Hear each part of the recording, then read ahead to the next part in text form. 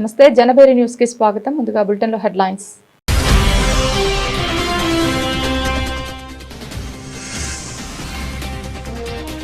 CM Chandrababu అధ్యక్షతన AP మంత్రివర్గ సమావేశం.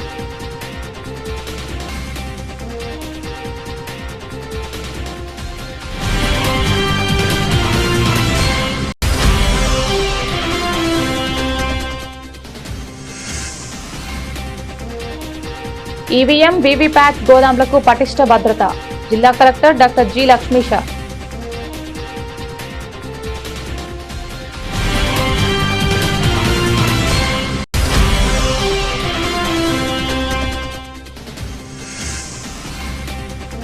విద్యాధరపురం చెరువు సెంటర్ కొండ ప్రాంతంలో ఉన్న వాటర్ ట్యాంకులు పరిశీలించిన కూటమి కార్పొరేటర్లు.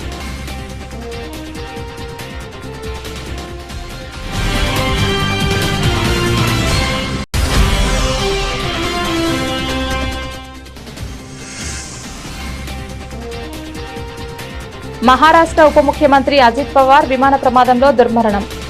అజిత్ పవార్ మృతిపై ఏపీ నేతల సంతాపం.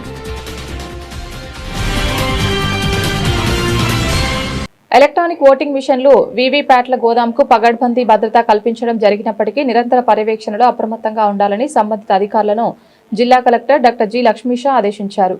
ఎలక్షన్ కమిషన్ ఆఫ్ ఇండియా ఆదేశాలు మార్గదర్శకాలకు అనుగుణంగా సాధారణ నెలవారీ తనిఖీల్లో భాగంగా రాజకీయ పార్టీల ప్రతినిధులతో కలిసి బుధవారం జిల్లా collector doctor G Lakshmisha Vijayawada rural మండలం గొల్లపూడిలోని మార్కెట్ యార్డ్లో గల ఈవీఎం వీవీప్యాట్లను గోదాంను పరిశీలించారు. సీసీ కెమెరాల పనితీరుతో పాటు అగ్నిమాపక విద్యుత్ పరికరాలను పరిశీలించి అనంతరం పర్యవేక్షణ రిజిస్టర్లో సంతకం చేశారు. గోదాం వద్ద విధులు నిర్వహిస్తున్న పోలీస్ సిబ్బంది నిరంతరం అప్రమత్తంగా ఉంటూ సీసీ కెమెరాల పర్యవేక్షణతో గట్టి నిఘా ఉంచాలని కలెక్టర్ లక్ష్మీష అధికారులకు సూచించారు. ఎలక్ట్రానిక్ ఓటింగ్ మిషన్లు వీవీప్యాట్ల గోదాం తనిఖీలో జిల్లా కలెక్టర్ వెంట DLRO M Lakshmi Narasimham, Y Ramayya, Kandula Parameswararao, K Venkataratnam, J Srinivas, Bonthu Krishnareddy, R Ramanaiah, AS Prasad, N Dhanunjayarao తదితరులు ఉన్నారు. 44వ డివిజన్ విద్యాధరపురం చెరువు సెంటర్ కొండ ప్రాంతంలో ఉన్న వీఎంసీ వాటర్ ట్యాంక్ పాడైపోయి ప్రజలకు కలుషిత మంచినీరు సరఫరా అవుతుందని వాటర్ ట్యాంక్ రిపేర్ పనులను మాజీ మంత్రి వెల్లంపల్లి శ్రీనివాసరావు, మేయర్ భాగ్యలక్ష్మి అడ్డుకుంటున్నారని కూటమి కార్పొరేటర్లు ఆరోపణలు చేశారు. కలుషిత నీటి సరఫరా వల్ల ప్రజలకు అనారోగ్య సమస్యలు వస్తే వెల్లంపల్లి మేయర్ బాధ్యత వహించాల్సి వస్తుందని హెచ్చరించారు. కూటమి కార్పొరేటర్లకు ప్రజాదరణ రాకుండా ఉండాలని కుట్రలు పన్నుతున్నారని స్పష్టం చేశారు. బుధవారం 44వ డివిజన్ విద్యాధరపురం చెరువు సెంటర్ కొండ ప్రాంతంలో ఉన్న వాటర్ ట్యాంకులను కూటమి కార్పొరేటర్లు పరిశీలించారు.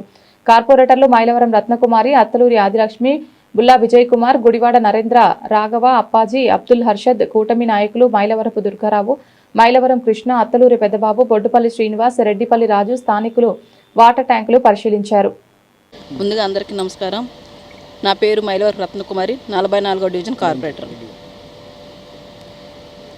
చెరువు సెంటర్లో స్థానికంగా నివసించే ప్రజలందరూ ఈరోజు మనకి గత కొన్ని సంవత్సరాల నుంచి మనకి సమస్య తెలియజేస్తున్నారు. ఏంటంటే చెరువు సెంటర్లో ఉన్న ఈ వాటర్ ట్యాంక్ వచ్చి మనకి వాటర్ అంతా మురికి నీరు వచ్చి దాంట్లో ఉన్న పైప్ లైన్ అని తుప్పు పట్టిపోయి మురికి వాటర్ వస్తుందని గత కౌన్సిల్లో మేము పెట్టడం జరిగింది.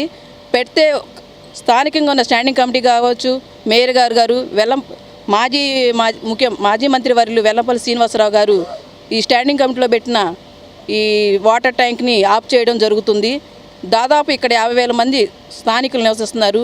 3 లక్షల లీటర్లు వాటర్ ఇక్కడ ప్రజలందరికీ వస్తుంది. ఈ వాటర్ పొల్యూషన్ అవుతే ప్రజలందరికీ ఆరోగ్యాలు పాడవుతాయని గత కౌన్సిల్లో కూడా మనందరికీ జరగడం జరిగింది. కమిషనర్ గారు కూడా ఎక్కడైతే వాటర్ ట్యాంకులు లీక్ అవుతున్నాయో, పొల్యూషన్ అయిందో వీటన్నిటిని బాగు చేసి మళ్ళీ మంచి వాటర్ని ప్రజలందరికీ అందించాలని మనకి కౌన్సిల్లో కూడా చెప్పడం జరిగింది. మనం స్టాండింగ్ కమిటీలో పెట్టాము. గతంలో పెడితే వెల్లంపల్లి సీన్ గారు రిజెక్ట్ చేశారు. ఇప్పుడు పెట్టినా అదే పని చేశారు. ఏదేమైనా సరే ఈ వాటర్ పొల్యూషన్ అవడం వల్ల స్థానికులు ఏమైనా ఇబ్బంది పడితే అది పూర్తి బాధ్యత వచ్చేసి వెల్లంపల్లి శ్రీనివాసరావు గారు, మేయర్ గారు. మున్సిపల్ కార్పొరేషన్ పాలకపక్షం వైఎస్ఆర్ కాంగ్రెస్ పార్టీ ఉండటం, ఇక్కడ ఎంపీగా తెలుగుదేశం పార్టీ గెలవటం, పశ్చిమ నియోజకవర్గంలో బీజేపీ గెలవటం, సెంట్రల్ తూర్పు టీడీపీ గెలవటం. ఇక్కడ ఉన్నటువంటి మున్సిపల్ కార్పొరేషన్లో ప్రజలకు ఉన్నటువంటి ఏ సమస్య అయినా సరే కార్పొరేటర్ల ద్వారా మేమందరం కూడా వైసీపీ నుంచి కూటమిలోకి రావడం జరిగింది. మేము ఏదైనా సరే ప్రజల సమస్య, మా సొంత సమస్య కాదు, ప్రజల సమస్య పెట్టినప్పుడు ఏదైతే స్టాండింగ్ కమిటీ వెళ్తుందో స్టాండింగ్ కమిటీ మీటింగ్ అనేది మున్సిపల్ కార్పొరేషన్లో జరగట్లా. మాజీ మంత్రివర్యులు, గౌరవనీయులు, పెద్దలు వెల్లంపల్లి శ్రీనివాసరావు గారి ఇంట్లో జరుగుతుంది. వెల్లంపల్లి శ్రీనివాసరావు గారు ఏం చేస్తున్నారంటే ప్రజల సమస్య ఇది. ఇవాళ 44వ డివిజన్లో మైలవరపు రత్నకుమారి గారు ఈ ట్యాంక్ సమస్య అంటే కింద టోటల్గా ఉన్నటువంటి స్లాబ్ లాగా ఉన్నటువంటిది పైన కింద మొత్తం పాడైపోయింది. కార్పొరేషన్లో పెడితే స్టాండింగ్ కమిటీకి పంపిస్తే స్టాండింగ్ కమిటీ ఇది 35 లక్షల రూపాయల ఎస్టిమేషన్. ఇది ఈ 35 లక్షల రూపాయల ఎస్టిమేషన్ అంటే కంపల్సరీగా స్టాండింగ్ కమిటీకి వెళ్ళాలి. స్టాండింగ్ కమిటీ వెళ్ళిన తర్వాత ఇది ప్రజల సమస్య, రత్నకుమార్ గారి సమస్య, మైలవరపు దుర్గారావు గారి సమస్య అని చెప్పేసి ఆయన చూస్తున్నారు. కానీ ఇది ప్రజల సమస్య అని చెప్పేసి పెద్దలు మీరు ఆలోచించాలి. ఇది ఈ రోజున ఇవాళ ప్రెస్ మీట్ చెప్పి 44వ డివిజన్లో రామరాజనగర్లో ఉన్నటువంటి వాటర్ ట్యాంక్కి దాదాపు 2 సంవత్సరాలు బట్టి టాప్ అండ్ బాటం రెండు కూడా పాడైపోయి బయటికి ఆ స్లాబ్లో ఉన్న ఊసలు బయటకు వచ్చి తుప్పు పట్టేసి ఆ వాటర్ కూడా పొల్యూట్ అయ్యి ప్రజలందరూ కూడా చాలా ఇబ్బంది పడుతున్నారు. దాదాపు గత గవర్నమెంట్లోంచి కూడా నేను కౌన్సిలర్ దృష్టికి తీసుకెళ్ళడం, అప్పుడున్నటువంటి మాజీ మంత్రివర్యులు వెల్లంపల్లి శ్రీనివాస్ గారి దృష్టికి తీసుకెళ్ళడం, నగర మేయర్ గారు రాయన భాగ్యలక్ష్మి గారి దృష్టికి తీసుకెళ్ళినా కూడా అమృత స్కీమ్లో ఉంది, దాంట్లో వస్తుంది, చేద్దాం అని మబ్బు పెట్టి జ్ఞాపం చేసి ఆ పని అవనవ్వకుండా అడ్డుకున్నటువంటి వ్యక్తులు వెల్లంపల్లి శ్రీనివాస్ గారు. అలాగే ఈరోజు కూటమి ప్రభుత్వం వచ్చి ప్రజల కోసం పనిచేస్తున్నటువంటి కూటమి ప్రభుత్వాన్ని మేము ఏదైతే వైఎస్ఆర్ కాంగ్రెస్ పార్టీలో గెలిచి ప్రజా సమస్యల కోసం ప్రజల కోసం ఈరోజు మేము ఏదైతే సుజనా చౌదరి గారు ఓట్లేసి గెలిపి ప్రజల యొక్క ఆకాంక్ష మేరకు మేము కూడా ప్రజల తరపున ఉండాలనే ఆకాంక్షతో మేము ఈరోజు సుజనా చౌదరి గారితో అలాగే కూటమి నాయకులతో మేము అందరం కూడాను ఈ యొక్క నియోజకవర్గం కానీ ఈ రాష్ట్రం కానీ అన్నీ కూడా అభివృద్ధి చేయాలనే ఉద్దేశంతో మేము అందరం కూడా పార్టీ మారడం జరిగింది. దానికి ఈరోజు దాదాపు మొన్న 27/12/2025 ఆరో స్టాండింగ్ కమిటీలో దాదాపు దీనికి 34 లక్షల రూపాయలు ఎస్టిమేషన్ వేసి మరి అధికారులు స్టాండింగ్ కమిటీ పెట్టారు. స్టాండింగ్ కమిటీ అనేది కార్పొరేషన్లో జరుగుద్ది. స్టాండింగ్ కమిటీ సభ్యులు కానీ స్టాండింగ్ కమిటీ అధికారులు కానీ అందరూ కూడా కూర్చొని అక్కడ స్టాండింగ్ కమిటీ మహిళా సాధికారత, సామాజిక సేవ లక్ష్యంగా పనిచేస్తున్న తమ ఫిక్కీ ఫ్లో ద్వారా వర్ణికది ఫ్లో బజార్ పేరిట బంగారు వజ్రాభరణాలు వస్త్ర ప్రదర్శన నిర్వహిస్తున్నట్లు FICCI flow Vijayawada chapter chairperson Amrita Kumar తెలిపారు. ఈ నెల 31వ తేదీ నుండి జరిగే ఈ ప్రదర్శన ద్వారా లభించే ఆదాయాన్ని కృష్ణలంక మెట్ల బజార్లో నివసించే 120 నిరుపేద కుటుంబాలకు చెందిన పిల్లలకు చదువుల నిమిత్తం విరాళంగా ఇస్తామని ఆమె ప్రకటించారు. తమ సంస్థ ఆధ్వర్యంలో మహిళలకు, కౌమార బాలికలకు వివిధ అంశాలపై అవగాహన కల్పించేందుకే వర్క్షాప్ నిర్వహించామని తెలిపారు. బందర్ రోడ్లోని హోటల్లో ఈ నెల 31వ తేదీన ప్రారంభమయ్యే Varnika the FLO bazaar exhibition కు సంబంధించిన పోస్టర్ను విడుదల చేశారు. అనంతరం FICCI flow Vijayawada chapter chairperson Amrit Kumar మాట్లాడుతూ తమ సంస్థ ఆధ్వర్యంలో మహిళా సాధికారత, సామాజిక సేవా కార్యక్రమాలు అనేకం చేపట్టామని, 25 మంది మహిళలకు కుట్టుపని, ఎంబ్రాయిడరీలో శిక్షణ ఇచ్చామని చెప్పారు. వారు రూపొందించిన వస్త్రాలకు మార్కెటింగ్ కల్పించేందుకు అవసరమైన శిక్షణ కూడా అందించామన్నారు. బ్రెస్ట్ క్యాన్సర్ పట్ల అవగాహన కల్పించే దిశగా కార్యక్రమాలు నిర్వహించినట్లు, దాదాపు 2000 మంది ప్రభుత్వ పాఠశాలల్లో విద్యనభ్యసించే బాలికలకు శానిటరీ నాప్కిన్స్ తయారీపై శిక్షణ ఇచ్చామని చెప్పారు. విలేకరుల సమావేశంలో FICCI flow Vijayawada chapter senior chairperson Supriya Marideni, Deepti Chalasani, కోశాధికారి దేవినేని తులజ, భవానీ, దుర్గా సౌజన్య కూడా పాల్గొన్నారు. అందరికీ నమస్కారం. నా పేరు Amrita Kumar. I'm the chairperson of FICCI flow Vijayawada chapter. ఈ చాప్టర్ జూన్లో లాంచ్ అయింది. జూన్ నుంచి ఇప్పటిదాకా మనం దీనిలో చాలా వరకు విమెన్ ఎంపవర్మెంట్ గురించి పని చేసాము. చాలా ఈవెంట్స్ జరిగింది. For this mainly we have worked on skilling initiative. Deaf and dumb 25 లేడీస్కి మనం స్టిచ్చింగ్ అండ్ ఎంబ్రాయిడరీ ట్రైనింగ్ ఇచ్చాము. దీని కింద హ్యాండ్లూమ్ ఇనిషియేటివ్ కింద మనం పెట్టారు. వీవ్స్కి అడాప్ట్ చేసి అక్కడ వీవర్స్తో మాట్లాడి వాళ్ళకి వీవ్స్కి చాలా వరకు మనం మార్కెట్లో ఎలా సప్లై చేయాలి, చాలామందికి పిలిపించి ఇక్కడ మన ఎగ్జిబిషన్స్లో కూడా స్టాల్స్ అన్ని ఏర్పాటు చేసాము. Few months back we did a breast cancer awareness campaign for municipal sanitation women workers. Almost 150 ladies danlo bacharu, and talk was given by one of our member, Dr. Praveena. మన youth mentoring workshops చాలా వరకు అవుతా ఉంది. దీనిలో మనం digital training, personality development, AIIMS, goals ఇవన్నీ గురించి government schools and కాలేజెస్లో వర్క్షాప్స్ ఉంటుంది. కొన్ని ప్లేస్లో 2 days 3 days, కొన్ని ప్లేస్లో 2 hours depending upon their schedule. So ఇప్పటిదాకా almost 3,000 children we have covered in Vijayawada around municipal schools and colleges. దాని తర్వాత దీనిలో మనం చాలా వరకు ఈవెంట్స్ కూడా చేసాము. Eminent personalities like Yashika Tyagi, captain Yashika Tyagi, then wellness mentor Priya Rajeev Mohan, వైజాగ్లో Radhe Jaggi and home minister Anitha garu కూడా వచ్చి మన మెంబర్స్తో మాట్లాడారు. లాస్ట్ ఈవెంట్ మనది వరల్డ్ సారీ డే మనం విజయవాడ, వైజాగ్ రెండులో. కృష్ణా జిల్లా ఉయ్యూరులో తప్పిన పెను ప్రమాదం. ముదునూరు దూసరపాలెం వద్ద గోతిలో దిగిన స్కూల్ బస్సు ఒక్కసారిగా పక్కకు ఒరిగిపోయిన స్కూల్ బస్సు. ఆ సమయంలో బస్సులో 15 మంది విద్యార్థులు స్థానికుల సాయంతో బస్సును బయటకు తీసిన గ్రామస్తులు. ఎటువంటి ప్రమాదం జరగకపోవడంతో ఊపిరి పీల్చుకున్న విద్యార్థులు.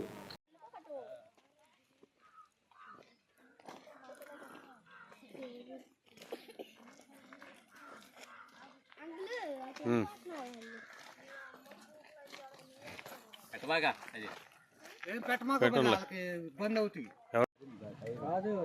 బ్యాక్ చేసేబట్టి టైర్ జారింది మనసులో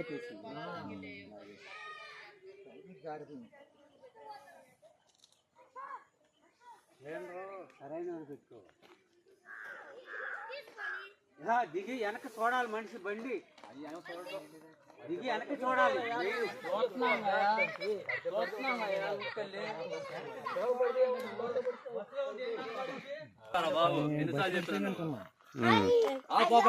వెనకాల దిగినోడు నువ్వు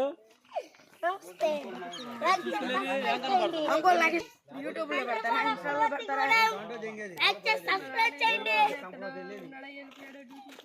హాయ్ గైస్, లైక్ చేసి సబ్స్క్రైబ్ చేయండి. లైక్ చేసి సబ్స్క్రైబ్ చేయండి గైస్. హాయ్. ఏపీ మంత్రివర్గ సమావేశం ముగిసింది. 35 ఎజెండా అంశాలకు కేబినెట్ ఆమోదం తెలిపింది. పీపీపీ పద్ధతిలో పిడుగురాళ్ల మెడికల్ కాలేజ్ అభివృద్ధికి కేబినెట్ గ్రీన్ సిగ్నల్ ఇచ్చింది. సీఎం చంద్రబాబు అధ్యక్షతన ఏపీ మంత్రివర్గ సమావేశం ముగిసింది. సమావేశం సందర్భంగా 35 ఎజెండా అంశాలకు కేబినెట్ ఆమోదం తెలిపింది. పీపీపీ పద్ధతిలో పిడుగురాళ్ల మెడికల్ కాలేజ్ అభివృద్ధికి కేబినెట్ గ్రీన్ సిగ్నల్ ఇచ్చింది. ఏపీ టిడ్కోకు హాత్కో నుంచి 4,451 కోట్ల ప్రభుత్వ రుణ గ్యారంటీకి ఆమోదం తెలిపింది. టీటీడీ పరిధిలో పలు పోస్టుల అప్గ్రేడ్కు కూడా కేబినెట్ ఆమోదం తెలిపింది. రాష్ట్ర వ్యాప్తంగా ఆయా సంస్థలతో పాటు అల్లూరు జిల్లా నందకోటలో పర్యాటక శాఖ 5 స్టార్ రిసార్ట్ కోసం భూమి కేటాయించేందుకు కేబినెట్ ఆమోదం తెలిపింది. అర్జున అవార్డు గ్రహీత జ్యోతికి విశాఖలో 500 చదరపు గజాల స్థలం ఇచ్చేందుకు నిర్ణయించింది. డిగ్రీ తర్వాత జ్యోతికి గ్రూప్ 1 ఉద్యోగం ఇచ్చేందుకు కేబినెట్ ఆమోదం తెలిపింది. ఇక టీటీడీ నెయ్యి కల్తీకి సంబంధించిన సిట్ నివేదికపై మంత్రివర్గంలో చర్చ జరిగింది. సిట్ నివేదికపై వైసీపీ నేతల దుష్ప్రచారంపై ప్రధానంగా చర్చ జరిగింది. నెయ్యి కల్తీపై సిట్ నివేదిక తెప్పించాలని కేబినెట్ కోరింది. ఇప్పటికే సిబిఐ సిట్ ఛార్జిషీట్ వేసిన విషయాన్ని అధికారులు కేబినెట్కు తెలిపారు.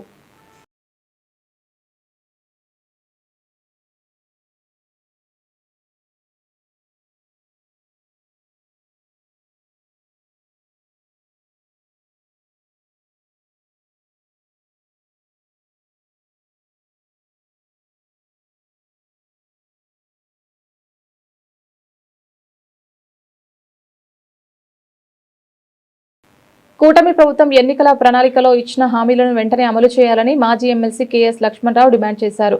ముఖ్యంగా జాబ్ క్యాలెండర్ను తక్షణమే ప్రకటించాలని కోరారు. అలాగే ఉద్యోగాల వయోపరిమితిని ప్రస్తుతం ఉన్న 40 ఏళ్ల నుంచి 45 ఏళ్లకు పెంచాలని ఆయన ప్రభుత్వాన్ని కోరారు. ప్రభుత్వం ఇప్పటికైనా జాబ్ క్యాలెండర్పై స్పష్టమైన ప్రకటన చేయకపోతే పెద్ద ఎత్తున ఆందోళనలకు దిగుతామని హెచ్చరించారు. డీవైఎఫ్ఐ ఆధ్వర్యంలో జాబ్ క్యాలెండర్ విడుదల చేయాలని డిమాండ్ చేస్తూ బాలోత్సవ్ భవన్లో రౌండ్ టేబుల్ సమావేశం నిర్వహించారు. ఈ సమావేశానికి ముఖ్య అతిథిగా మాజీ ఎమ్మెల్సీ కేఎస్ లక్ష్మణరావు హాజరయ్యారు. ఈ సందర్భంగా ఆయన మాట్లాడుతూ ప్రభుత్వం చెబుతున్నట్లుగా 4,74,000 ఉద్యోగాలు ఏ శాఖల్లో భర్తీ చేశారో స్పష్టంగా వెల్లడించాలని డిమాండ్ చేశారు.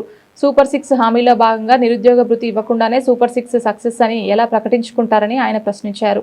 ఎన్నికల సమయంలో ఇచ్చిన హామీల ప్రకారం వెంటనే జాబ్ క్యాలెండర్ విడుదల చేయాలని, అలాగే ఉద్యోగాల వయోపరిమితిని 40 నుంచి 45 ఏళ్లకు పెంచాలని డిమాండ్ చేశారు.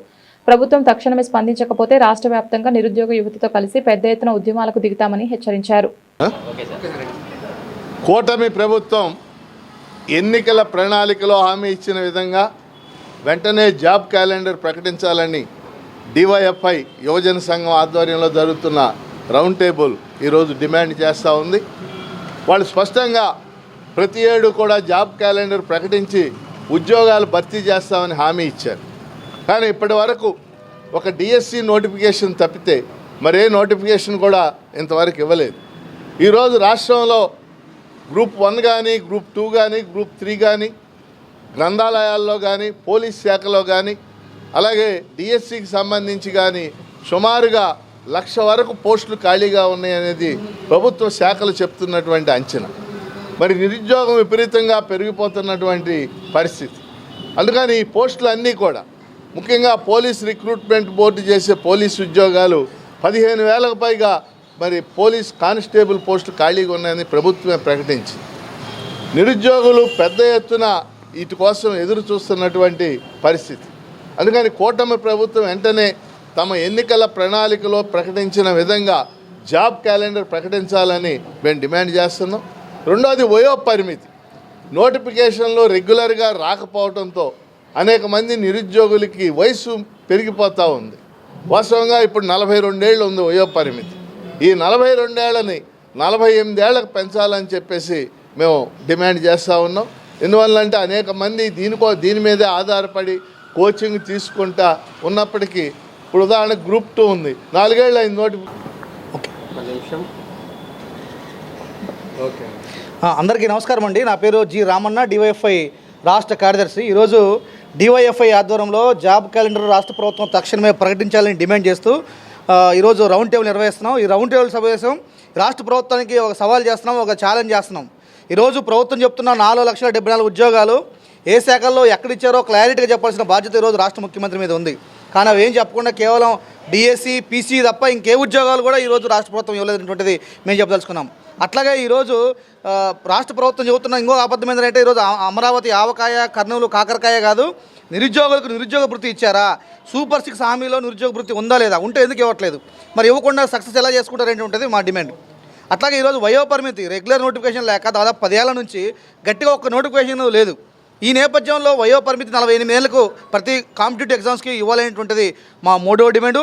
అట్లాగే స్పెషల్ డిఎస్సి ఏదైతే ఉందో దాదాపు 2,600 ఉద్యోగాలకు ఈ స్పెషల్ డిఎస్సి నోటిఫికేషన్ ఇవ్వాలనేటువంటిది మా 4వ డిమాండు. అట్లాగే లైబ్రరీ పోస్టులు కూడా ఖాళీగా ఉన్నాయి. లైబ్రరీ పోస్టులు ఏమీ భర్తీ కావడం లేదు. దాదాపు 18 ఏళ్ల నుంచి లైబ్రరీ ఉద్యోగాలు చదివి 2 లక్షల మంది నిరుద్యోగులు ఉద్యోగాల కోసం ఎదురు చూస్తున్నారు, వాళ్ళకి ఉద్యోగం లేదు. అట్లాగే పశుసంవర్ధక శాఖలో ఏహెచ్ఏ వాళ్ళు ఈరోజు మాకు ఉద్యోగాలు వస్తాయని చెప్పేసి 2 ఏళ్ల పాటు చదువుకొని కోచింగ్లు తీసుకొని డబ్బులు అప్పులు చేసి ఈరోజు కష్టపడుతున్నా ఈరోజు ఏహెచ్ఏ దాంట్లో ఉద్యోగాలు ఇవ్వడానికి ఏంటి ప్రభుత్వానికి బాధ అనేటువంటిది మా డిమాండ్. ఈ నేపథ్యంలో అట్లాగే పోలీస్ కానిస్టేబుల్ అఖిల భారత శాంతి సంఘీభావ సంఘం జాతీయ కౌన్సిల్ సమావేశాలు ఈ నెల 31 నుంచి ఫిబ్రవరి 2 వరకు విజయవాడలో జరగనున్నట్లు సంఘం నాయకులు వై వెంకటేశ్వరరావు, జి ఈశ్వరయ్య తెలిపారు. అమెరికా యుద్ధోన్మాదం ప్రపంచ శాంతికి సవాలు అనే అంశంపై ఫిబ్రవరి 1న జాతీయ సదస్సు నిర్వహించనున్నట్లు చెప్పారు. నగరంలోని ఎంబీవీకే భవన్ నందు సమావేశాలకు సంబంధించిన పోస్టర్లను వారు విడుదల చేశారు. సందర్భంగా అమెరికా ప్రపంచ దేశాల అంతర్గత వ్యవహారాల్లో జోక్యం చేసుకోవడం తగదని విమర్శించారు. ప్రపంచ శాంతి కోసం ఉద్యమించే వారందరూ ఐక్యంగా ముందుకు రావాలని పిలుపునిచ్చారు. నమస్కారం. ఈరోజు అఖిల భారత శాంతి సంఘీభావ సంఘం నేతృత్వంలో రేపు జనవరి 31, ఫిబ్రవరి 1, 2 తారీఖుల్లో విజయవాడ కేంద్రంగా అఖిల భారత కౌన్సిల్ సమావేశాలు ఇక్కడ జరగబోతూ ఉన్నాయి. ఈ సమావేశాలకు భారతదేశ వ్యాప్తంగా ఉన్నటువంటి శాంతి కాముకులు, అభ్యుదయవాదులందరూ కూడా ఇక్కడికి హాజరు కాబోతూ ఉన్నారు. ప్రధానంగా ఈ సమావేశాలు 3 రోజులు జరపడంతో పాటు ఈరోజు ప్రపంచవ్యాప్తంగా యుద్ధోన్మాదం అలుముకుంటున్నటువంటి నేపథ్యంలో ప్రపంచ శాంతి కావాలని చెప్పి డిమాండ్ చేస్తూ ఒకవైపున అమెరికా అధ్యక్షుడు ట్రంప్ ప్రపంచ పోలీసుగా వ్యవహరిస్తూ ఇతర దేశాల యొక్క సార్వభౌమాధికారాన్ని తన చెప్పు చేతుల్లో పెట్టుకొని మొత్తం ప్రపంచంలో ఎక్కడ ఏ మూల జరిగినా కూడా నా దేశం కోసమే జరగాలి, నా దేశ ప్రయోజనాల కోసమే జరగాలనేటువంటి పద్ధతుల్లో ఈరోజు వెనుజులా అధ్యక్షుడు ముదురోను వారి సతీమణిని అర్ధరాత్రి పూట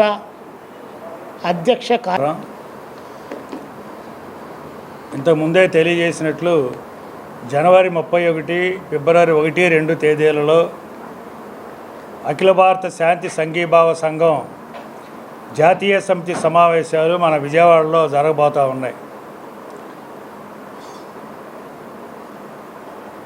అనేక సంవత్సరాలుగా మనం చూసినప్పుడు ఇటువంటి సమావేశాలు విజయవాడలో జరగటం ఇదే ప్రథమం. ప్రత్యేకించి రాష్ట్ర విభజన తర్వాత కూడా ఈ సమావేశాలు జరగడానికి ఒక ప్రత్యేకత నేడు సంతరించుకొని ఉంది.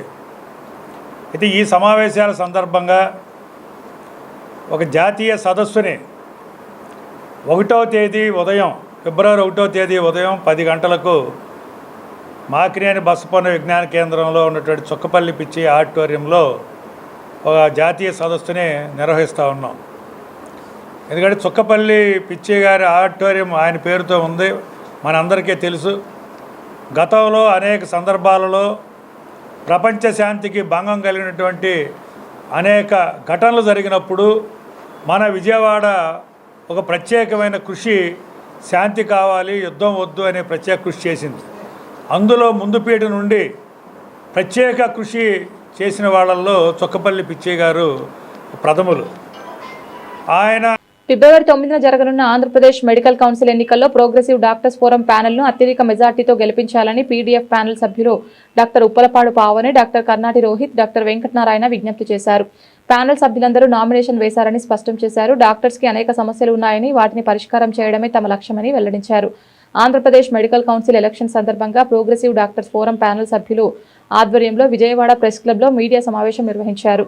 ఈ సమావేశంలో ప్యానెల్ సభ్యులు doctor Uppalapadu Pavani, doctor Karnati Rohit, doctor Venkatanarayana మాట్లాడుతూ మొట్టమొదటిసారిగా ఆన్లైన్ పద్ధతిలో జరుగుతున్న ఎన్నికల్లో తమ ప్యానెల్ పోటీ చేస్తుందన్నారు. తమ ప్యానెల్లోని సభ్యులందరూ ఎంతో అనుభవం ఉన్న డాక్టర్లని, ప్రస్తుతం డాక్టర్లు ఎదుర్కొంటున్న సమస్యల పట్ల పూర్తి అవగాహన ఉందని, సమస్యల పరిష్కారం కోసం పూర్తిగా పనిచేస్తారన్నారు.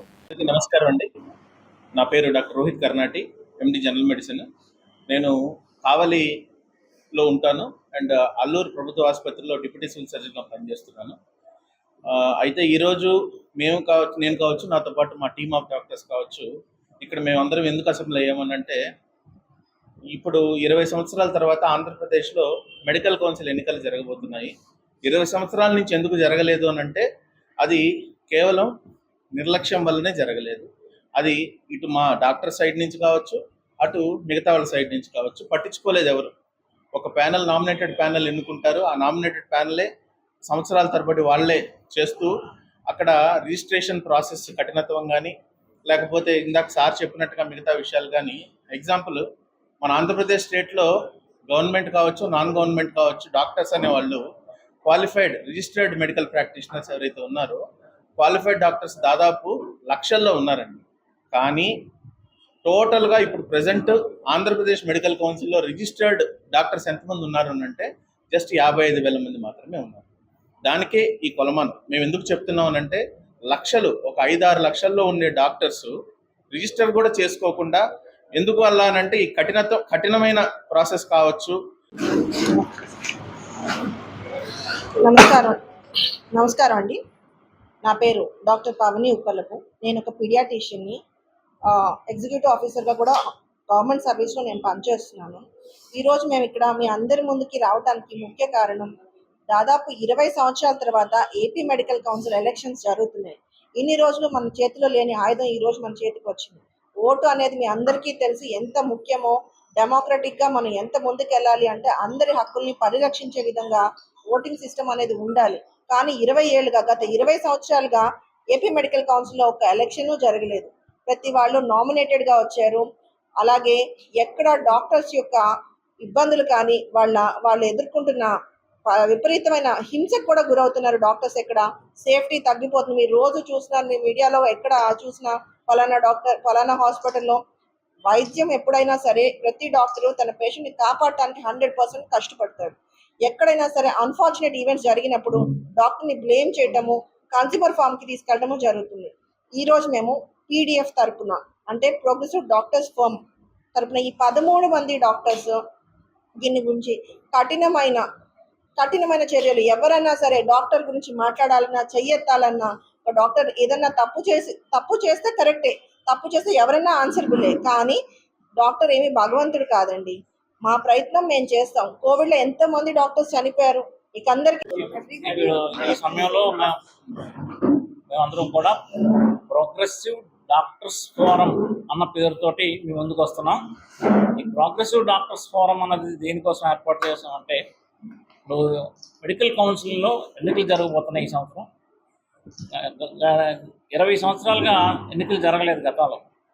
సో వాటికి వరకు కొంతమంది కోర్టులో కేసేసి వీటిని జరిపించమని కోర్టు నుంచి ఆర్డర్ తెచ్చిన తర్వాత ఈ జరుగుతున్నాయి. కాబట్టి వీటిలో మేమందరం కూడా ఒక సమూహంగా ఏర్పడి ప్రభుత్వ వైద్య కళాశాలలో పనిచేస్తున్న వాళ్ళు కానీ, ప్రభుత్వ వైద్య డాక్టర్లు కానీ, లేకపోతే ప్రైవేట్ వైద్యులు కానీ, ఐఎంఏ వైద్యులు కానీ అందరూ కూడా కలిసి మేమందరం ఒక సంఘంగా ప్రోగ్రెసివ్ డాక్టర్స్ ఫోరం అని ఒక ఫోరంగా ఫామ్ అయ్యాం. ఈ ఎన్నికల్లో పోటీ చేస్తున్నాం అన్నమాట. కారణం ఏంటంటే, ఇది ఒక క్రమ పద్ధతిలో చేయించాలని, ఈ యొక్క మెడికల్ కౌన్సిల్ని ఒక క్రమ పద్ధతిలో జరిగించాలని, రిజిస్ట్రేషన్ ప్రక్రియ సులభతరం చేయాలన్నది మా ఉద్దేశం. రిజిస్ట్రేషన్ ప్రక్రియలో కొన్ని లోపాలు ఉన్నాయి, చాలా సమయం తీసుకుంటుంది అక్కడ. అట్లాగే క్వాకరీకి అంటే క్వాకరీ వాళ్ళు కూడా కొంచెం మా యొక్క వైద్య వృత్తికి కొంచెం నష్టం జరుగుతుందని మేము అందరం భావించాం. కాబట్టి దానికి కూడా వ్యతిరేకంగా మేము కొంచెం స్థిరమైన నిర్ణయాలతో ముందుకు పోదాం అనుకుంటున్నాం. సో మాతో కలిసి వచ్చిన, మా యొక్క ఐడియాలజీతో కలిసి వచ్చిన అందరం కలిసి, ఒకే ఐడియాలజీతో అందరం కలిసి ప్రోగ్రెసివ్ డాక్టర్స్ ఫోరం ఫామ్ అయ్యాం. మేము అన్ని మొత్తం రాష్ట్రంలో ఉన్నటువంటి ప్రతి ఒక్క వైద్యుల్ని కూడా కలవడం జరుగుతుంది. వాళ్ళతో వారి యొక్క సమస్యలన్నింటినీ మేము ముందుకు తీసుకుపోతామని, వాటి పరిష్కారం కొరకు మేము మా సంఘం గట్టిగా కృషి చేస్తుందని చెప్పేసి మేము పత్రికాముఖంగా సెలవిస్తున్నాం. మహారాష్ట్ర ఉప ముఖ్యమంత్రి అజిత్ పవార్ విమాన ప్రమాదంలో దుర్మరణం చెందడం దేశ రాజకీయాలు తీవ్ర విషాదాన్ని నింపింది.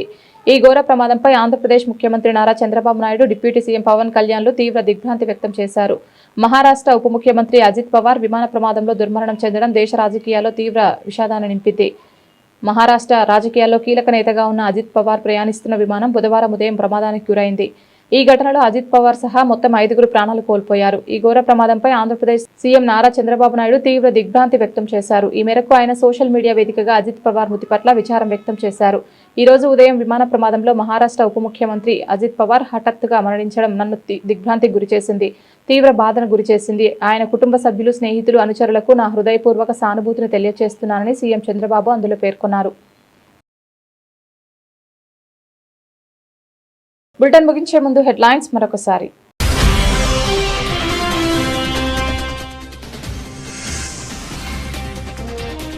సీఎం చంద్రబాబు అధ్యక్షతన ఏపీ మంత్రివర్గ సమావేశం.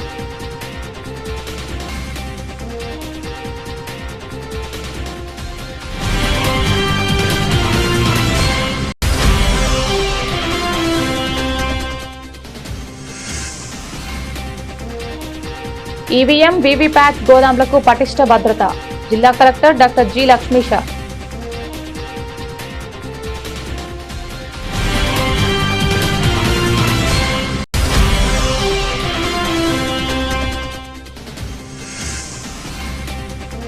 విద్యాధరపురం చెరువు సెంటర్ కొండ ప్రాంతంలో ఉన్న వాటర్ ట్యాంకును పరిశీలించిన కూటమి కార్పొరేటర్లు.